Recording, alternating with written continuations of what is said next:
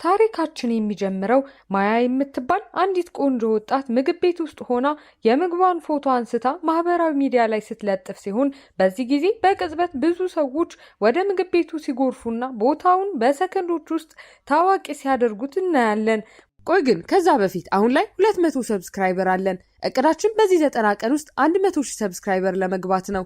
አንችልም? እንችላለን። ሰብስክራይብ አድርጉ። ማያ በአንዲት ቃል ብቻ ሁሉንም ነገር መቀየር እንደምትችል ስለምታውቅ በጣም ኃይለኛ እንደሆነች ይሰማትና ፈገግ ትላለች። ነገር ግን እሷ ሁልጊዜም ሀብታም እንዳልነበረች እንረዳለን። ታሪኩ ወደ ኋላ ተመልሶ ያለፈውን ስንመለከት ማያ የውበት መጠበቂያ ዕቃዎችን የምትሸጥ ሚስኪን ሻጭ እንደነበረች እንረዳለን። አንድ ቀን ጓደኛዋ ዛራና አይሪስ ስለተባሉ ሁለት ታዋቂ የኢንተርኔት ሰዎች ጸብ ስትነግራት ማያ ጨርሶ ስለማታውቃቸው ምንም እንደማይገዳት እናያለን። ከትንሽ ቆይታ በኋላ ማያ ዕቃዎቿን እየሸጠች ወደ አሪያ የተባለች ሀብታም ሴት ግዙፍና የቅንጦት ቤት ትሄዳለች። አሪያ ቤት ውስጥ ስላልነበረች ማያ ዕቃዎቹን ለሰራተኞቹ ስታሳይ ሰራተኞቹ በከፍተኛ ጉጉት ይመለከቷቸዋል። ማያ በግዙፍ ቤት በጣም ተገርማ እያለች በድንገት አሪያ ስትመለስ ይሰሙና በዚህ ጊዜ በጣም የደነገጡት ሰራተኞች ማያ ዕቃዋን ሰብስባ በፍጥነት እንድትወጣ ይነግሯታል። በጊዜ ማምለጥ ስላልቻለች ማያ አሪያ ከክፍሉ እስክትወጣ ድረስ ትንፋሿን ውጣ በጨለማ ቁም ሳጥን ውስጥ ትደበቃለች። መንገድ ሲለቀቅም አንዲት ሰራተኛ ሾልካ እንድትወጣ ትረዳታለች። እናቷ ለሀብታም ሰዎች የልብስ ማጠቢያ ቤት ወደምታስተዳድርበት ትንሹ ቤቷ ስትመለስ ማያ የማህበራዊ ሚዲያ መተግበሪያ ታወርዳለች።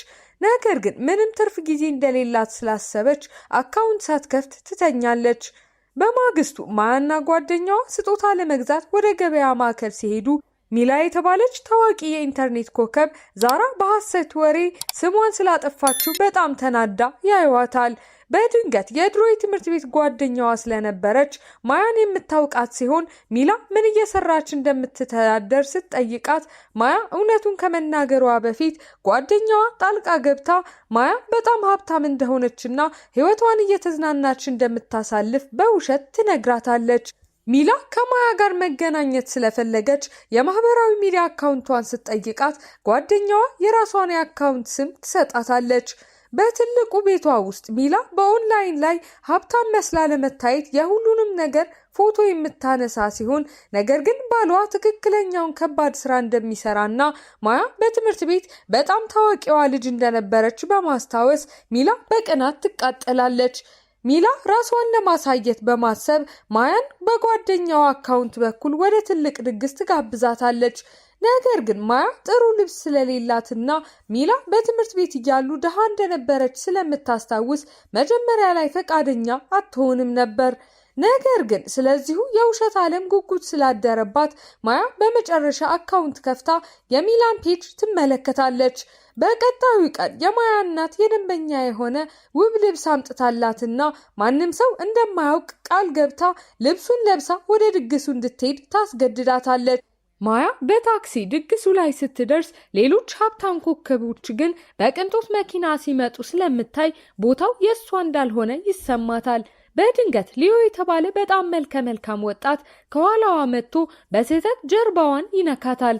በዚህ ጊዜ ማያ በጣም ተናዳ ዞር በማለት ፖሊስ እንደምትጠራበት ስታስፈራራው ሊዮ ግን የለበሰችውን ልብስ ስላወቀው እንደተምታታበት አብራርቶ ይቅርታ ይጠይቃታል። ድግሱ ውስጥ ሚላ ማያን ለጓደኞቿ የምታስተዋውቃት ሲሆን ማያ በጣም ሀብታም እንደሆነች ሚላ ዋሽታ ስትናገር ማያ በጣም ግራ ይገባታል።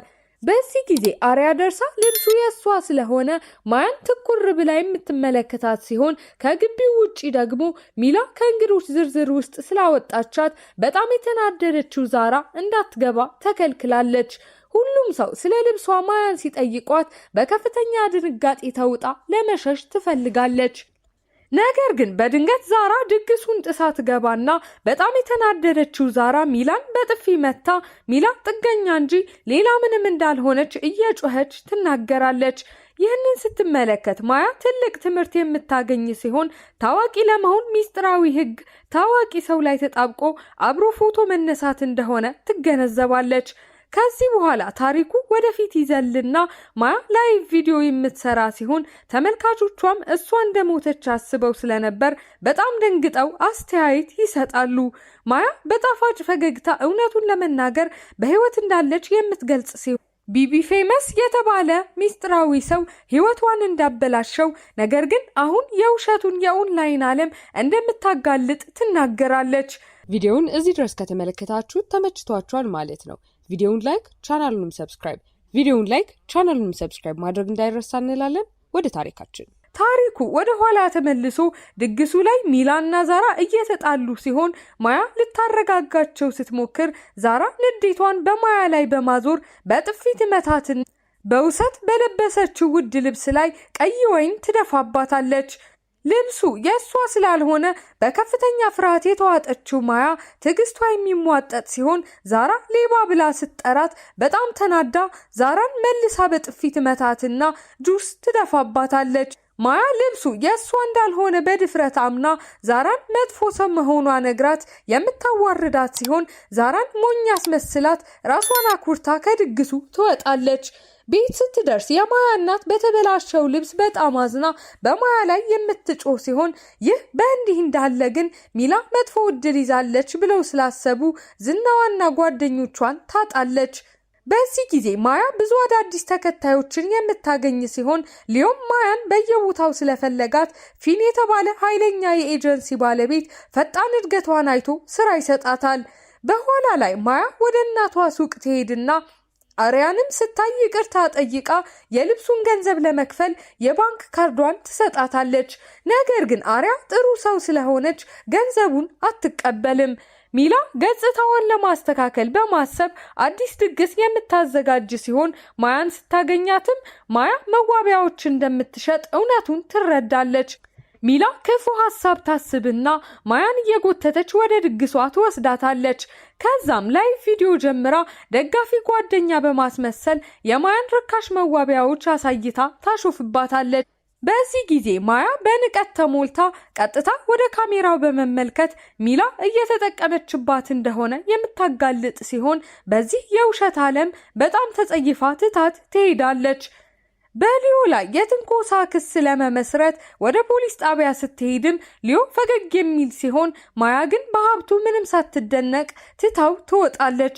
ስልኳን ስትፈትሽም የሚላ ተሳዳቢ ቪዲዮ በተቃራኒው እንደጠቀማት የምትረዳ ሲሆን የመዋቢያ ሽያጯ ወደ ላይ ስለተተኮሰ ልቧ በደስታ ይዘላል። ማያ ከፊን ጋር የምትገናኝ ሲሆን ኮከቦች ከፍተኛ መጠን ያለው ገንዘብ እንደሚሰሩ ስትሰማ በጣም ትገረምና ከሱ ጋር ለመስራት ትስማማለች። ፊን ሚላና ማያ በአደባባይ እንዲታረቁ በማስገደድ ድግስ አዘጋጅቶ ለካሜራ ፈገግ እንዲሉ አድርጎ ቢያስታርቃቸውም ነገር ግን ጓደኝነታቸው ሙሉ በሙሉ የውሸት እንደሆነ እንረዳለን። ከዚያ በኋላ ሚላ ማያን እንደ አገልጋይ ትቆጥራትና ቦርሳዎቿ እንድትሸከም ስታደርጋት ማያ ሚላ ሰዎች እንደምትጠቀምባቸው ብቻ ትረዳለች።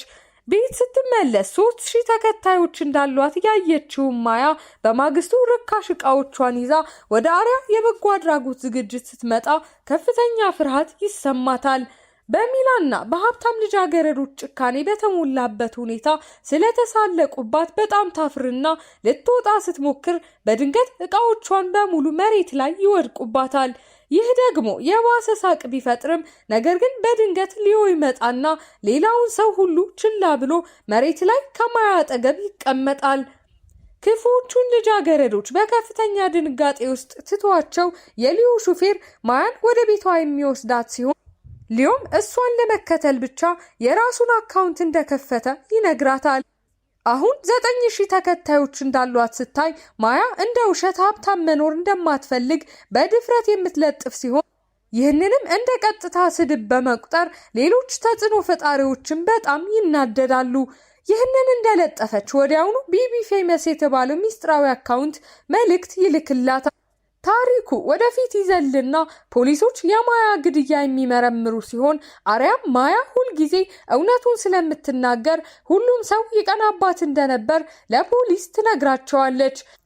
ወደ ቀድሞ ታሪክ ስንመለስም የማያ እናትና ፊን በተቆጣው ጽሑፏ ምክንያት በኃይል የሚወቅሷት ሲሆን ተከታዮቿን ወደ 7000 ዝቅ ስለሚሉ በከፍተኛ ሐዘን ትዋጣለች። ሉና የተባለች ልጅ የውሸት የጥላቻ ፔጅ የምትከፍት ሲሆን ነገር ግን ቢቢ ፌመስ ለማያ ሚስጥራዊ የኦንላይን ቡድን እንድታገኝ ጥቆማ ይሰጣታል። በዚህም የተከታዮቿ ቁጥር በፍጥነት ወደ ላይ ይተኮሳል።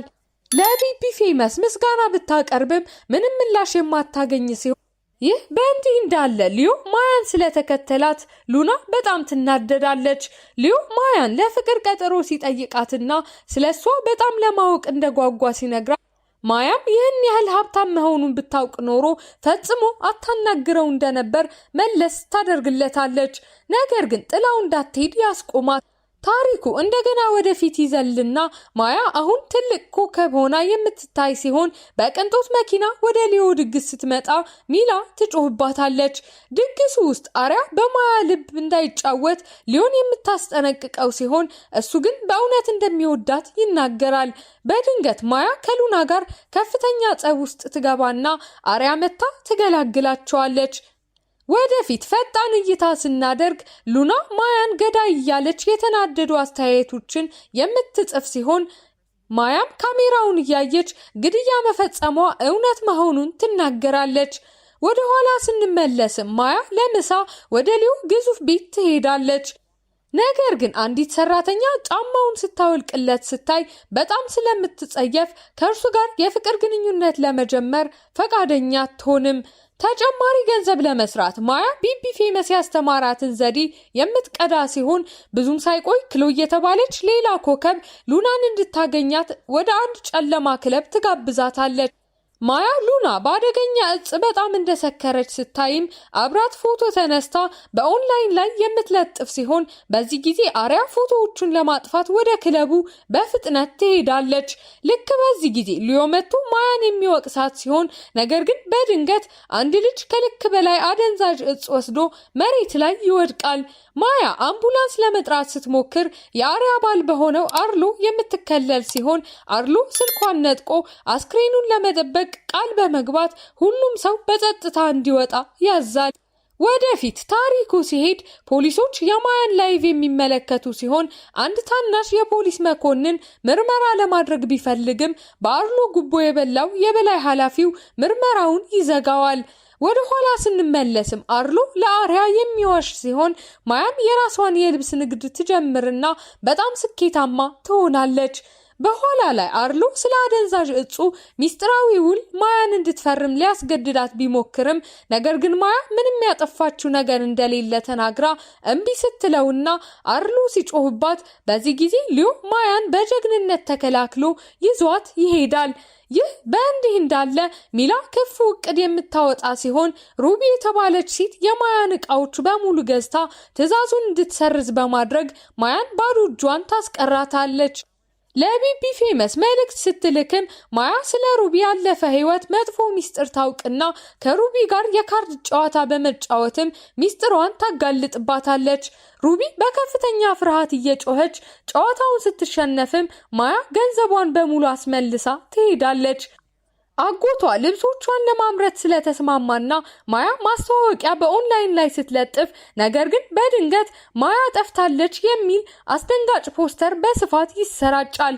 በትልቅ የፋሽን ትርኢት ላይ ማያ በደማቅ ሁኔታ ገብታ ቀድማ ስላስፈራራቻት የክሎይን የክብር ቦታ በመውሰድ ከታዋቂ ሞዴል ጋር ፎቶ የምትነሳ ሲሆን የልብስ ብራንዷ በሺዎች በሚቆጠሩ ትዕዛዞች ሲፈነዳ በማየትም ማያ የአጎቷን ፋብሪካ ታድናለች። ይህ በእንዲህ እንዳለ ዶክተር ስሚዝ የተባለ ሐኪም አደንዛዥ እጽ የበዛባትን ልጅ ማዳን ያቅተውና አርሎ ሚስጥሩን እንዲጠብቅ ያስገድደዋል። የንግድ ውሉን ሲያጠናቅቅም ሊዮ ማያ ልቡን እንድትቀበለው የሚጠይቃት ሲሆን ስትስማማም ማያ እጅግ በጣም ሀብታም ትሆናለች። በካንሰር የበጎ አድራጎት ዝግጅት ላይ የሟቹ ልጅ እህት እያለቀሰች የምትመጣ ሲሆን ነገር ግን የአርሎ ጠባቂዎች በኃይል እየጎተቱ ያስወጧታል። በኋላ ላይ ቢቢ ፌመስ በንዴት ሚስጥራዊ አካውንት ስትጠይቃትና ማያ እምቢ ስትል ቢቢ ፌመስ ከኦንላይን ጠፍታ እሷን ለማጥፋት እቅድ ታወጣለች። የአደንዛዥ እጹ ድግስ ዜና በኦንላይን ላይ ስለተለቀቀም አርሎ መረጃዎቹን ከኦንላይን የሚያጠፋ ሲሆን ሊዮም የልጁ ሞት የሱ ጥፋት እንደሆነ በመንገር ይገጥመዋል። አይሪስ የተባለች ሴት ማያን ለመርዳት የምትመጣ ሲሆን ማያም አይሪስ ዛራን እንዴት እንዳጠፋቻት በማስታወስ እሷም ታዋቂ ሆና ለመቀጠል ሰዎችን ታጠፋ ይሆን ብላ ስለምታስብ የጥፋተኝነት ስሜት ይሰማታል። የባሰ ለማድረግ ማያ የራሷ የቅርብ ጓደኛዋ በስሟ ስፖንሰርሺፖችን በድብቅ እየወሰደች እንደሆነ ታውቅና ጓደኛዋም ታዋቂ መሆን ብቻ እንደፈለገች ተናግራ ታለቅሳለች። በማያ ትልቅ ላይቭ ሽያጭ ላይ ድረገጹ የሚዘጋ ሲሆን ሚላም በዚህ ትስቃለች። ነገር ግን ልብሶቹ ሙሉ በሙሉ ስለተሸጡ ክፍሉ በጭብጨባ ይሞላል። ማያ በድፍረት እውነቱን ለመናገር ወደ ፖሊስ የምትሄድ ሲሆን ነገር ግን አንድ ሙሰኛ ፖሊስ ለአርሎ ጥቆማ ይሰጣል። ስለዚህም አርሎ የተስተካከሉ የውሸት መልእክቶችን ተጠቅማ የጥላቻ አካውንት እንድትፈጥር ሚላን ያስገድዳታል። በአዳር ህዝቡን በማያ ላይ በማዞር ስሟን ለማጥፋት ላይቭ የምታውጅ ሲሆን ነገር ግን አርሎ ሚላን በተመሳሳይ ሰዓት ገብታ የውሸት እንባ እንድታለቅስ ያስገድዳታል። መላው ዓለም በማያ ላይ ሲዞርም ሊዮ ጣልቃ ገብቶ በግድያ ስለሚከሰው አንድ ፋይል የአርሎ ጠረጴዛ ላይ ያስቀምጣል። የማያ ንግድ የሚወድቅ ሲሆን ወንድሟም የውሸት የጥላቻ አካውንቱን የከፈተችው የራሷ የቅርብ ጓደኛዋ እንደሆነች አስደንጋጭ ዜና ይዞ ይመጣል። ሊዮ ለመርዳት ወደ ፖሊስ ጣቢያ ሲሄድም በአርሎ የተዘጋጀ ትልቅ የጭነት መኪና ይገጨውና በደም ተሸፍኖ ይወድቃል። ጣቢያው ውስጥ የቅርብ ጓደኛዋ በከፍተኛ ሁኔታ ትቀና እንደነበር የምታምን ሲሆን የሊዮን አሰቃቂ አደጋ ስትሰማም ማያ ልቧ ሙሉ በሙሉ ይሰበራል። በከፍተኛ ሐዘን ውስጥ ተውጣ መኪናዋ ውስጥ ትገባና በቀጥታ ከገደል ላይ ወደ ጥልቅ ውሃ ትገባለች። ወደ አሁኑ ጊዜ ስንመለስ መላው ኦንላይን በማያ ላይቭ ላይ የተተከለ ሲሆን ፖሊሶችም እሷ እንዳልሞተች ይረዳሉ። አሳዛኝ የኋላ ትውስታ የማያ አጎት የራሱን ሕይወት እንዳጠፋ የሚያሳይ ሲሆን የጥፋተኝነት ስሜቱም ማያ እንድትሞት አድርጓታል። ነገር ግን በአሁኑ ጊዜ አሪያ የሊዮ አደጋ የሱ ጥፋት እንደሆነ ለአርሎ ትነግረዋለች። ማያ ሆስፒታል ውስጥ ራሱን ስቶ የተኛውን ሊዮን አግኝታ እውነተኛ ፍቅሯን የነገረችው ሲሆን ወደ ጣሪያው ላይ ወጥታ ለመዝለል ስትሄድ አሪያ ሮጣ በመምጣት ታስቆማትና አጥብቃ ታቅፋታለች። ፖሊሶች አርሎን የሚከቡት ሲሆን ዶክተር ስሚዝም ለማምለጥ ሲሞክር ይያዛል። የአርሎ ሰዎች የስርጭቱን ቦታ ሲፈልጉም ሊዮ በመጨረሻ ከኮማ ነቅቶ እሷን ለማዳን ከፖሊስ ጋር በፍጥነት ይሄዳል። በሩን በርግደው ሲገቡ ማያ እዚያ የሌለች ሲሆን ኮምፒውተሩ ላይ የተቀመጠችው ልጅ የቅርብ ጓደኛዋ እንደሆነች እንረዳለን።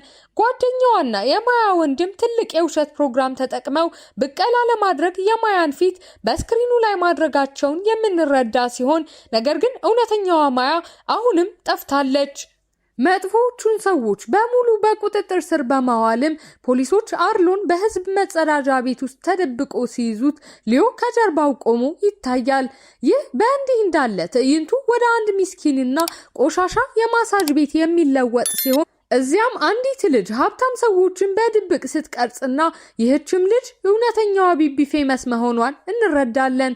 ደንበኛ እየጠበቀች በሩ ሲከፈትም በህይወት ያለችው ማያ ሆና የምታገኛት ሲሆን ማያ ቢቢ ፌመስን ለምን ህይወቷ እንዳበላሸች ትጠይቃታለች።